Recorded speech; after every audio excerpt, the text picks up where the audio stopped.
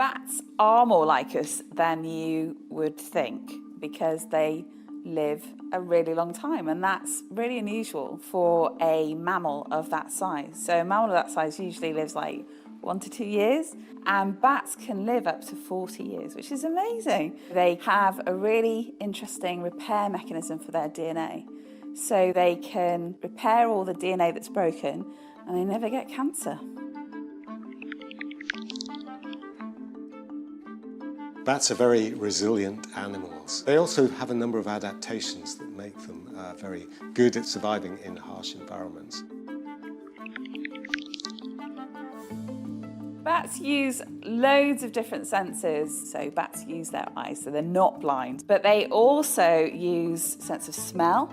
So they have big smell regions of their brains when they need to find food. The primary sense that many bats use is echolocation, or sonar in human terms. Although the bats have been using these signals for 50 million years, we've been using them for maybe 100 years.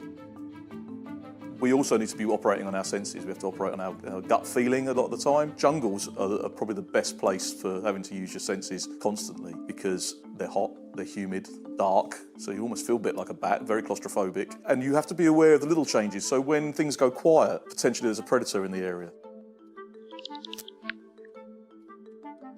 Bats very often live in very large colonies. Very often these colonies contain millions of individuals. One of the largest aggregations of mammals on the planet is a bat roost in Texas, in Bracken Cave. We don't really know how many there are, but it's between 10 and 20 million bats that live there. This colonial way of life has several advantages. So bats can sort of keep each other warm, reduce energy costs by huddling together. Another advantage of being in a group is it reduces your individual risk of being eaten by a predator. So bats live in large communities. They have to get on with lots of other people. And on expedition, we can be in a large team, a bit like the bats. And therefore, we have to develop our own ways of supporting each other, looking after each other, teamwork, using the collective mind to be aware of danger or to enable us to actually do the tasks that we're going to do.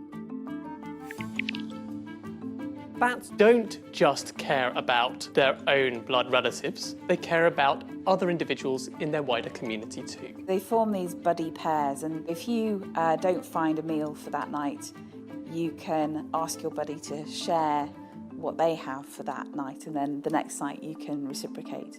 So it's called reciprocal altruism. One of the very few examples of reciprocal altruism in mammals in the entire world.